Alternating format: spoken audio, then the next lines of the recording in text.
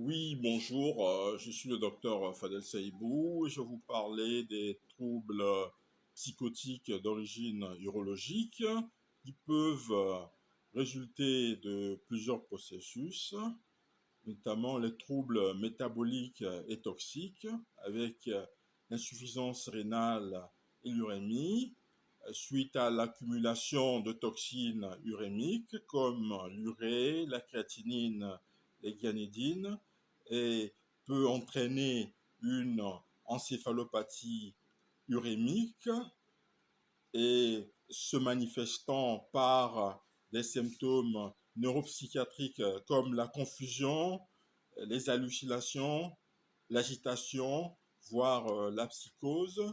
Nous avons également l'équilibre électrolytique avec hyponatrémie et hypercalcémie qui peut aussi perturber la fonction cérébrale. Ensuite, nous avons les infections urinaires sévères comme les pyélonéphrite ou le sepsis en tenant compte du fait qu'une infection systémique peut déclencher un délire infectieux sous forme de syndrome confusionnel ou exacerber des troubles psychotiques préexistants via l'inflammation sous l'action des cytokines pro-inflammatoires comme l'interleukine 6 ou la TNF-alpha. Voilà. Nous avons ensuite les effets secondaires des traitements urologiques avec les corticostéroïdes utilisés dans certaines formes de néphropathie qui sont connus pour induire des psychoses iatrogènes sous forme de délire et de hallucinations.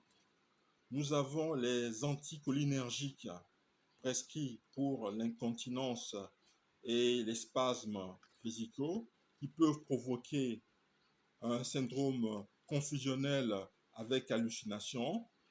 Nous avons les analgésiques opioïdes utilisés dans le traitement des douleurs chroniques en urologie qui présentent un risque de délire et d'hallucination à forte dose.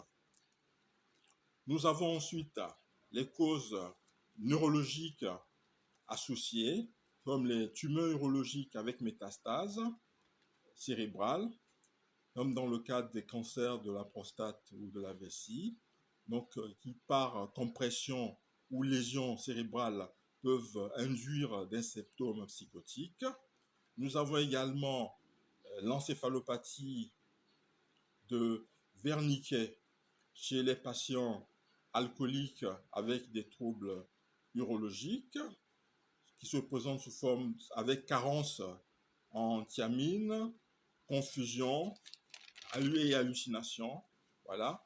Nous avons les troubles psychosomatiques et facteurs de stress en partant sur le principe qu'un stress majeur, un stress psychosomatique majeur, bien entendu, comme dans le cas d'un cancer de la prostate, de la cystectomie ou de l'incontinence, peut précipiter une décompensation psychotique chez les patients vulnérables, c'est-à-dire souterrains schizophréniques ou bipolaires. Donc, pour le tableau clinique et le diagnostic différentiel, donc nous avons les symptômes qui peuvent inclure les hallucinations, surtout auditives et visuelles, le délire avec paranoïa, idée de persécution, la désorganisation du discours et du comportement, l'agitation ou la stupeur.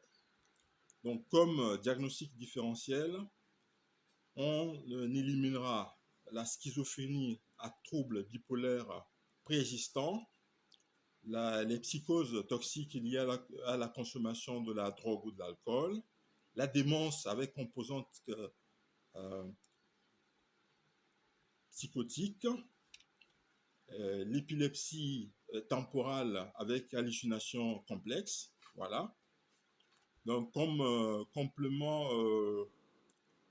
examen complémentaire, nous avons le bilan urologique avec la fonction rénale par la vérification de créatinine, d'urée, de l'ionogramme, de l'ECBU pour rechercher une éventuelle infection urinaire.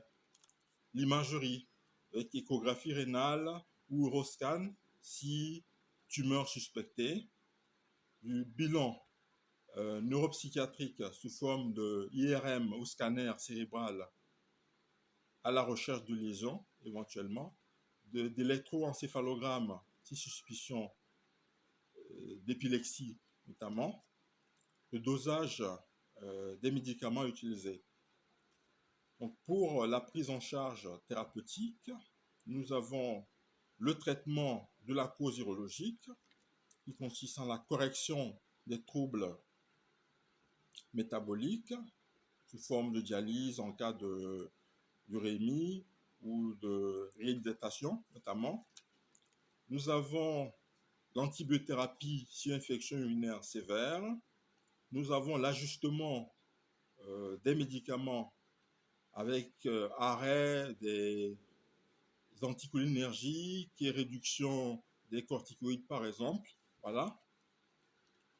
Pour la prise en charge psychiatrique, nous avons l'utilisation des antipsychotiques atypiques comme l'ispiridone ou l'azapine à faible dose et en évitant ceux à trop forte action anticholinergique comme chlorpromazine. Voilà. La sédation si agitation sévère en utilisant des benzodiazépines comme le l'orézépam. Voilà. On aura également recours à la psychothérapie de soutien. Voilà, surtout si facteur de stress majeur. Voilà. Pour le pronostic, la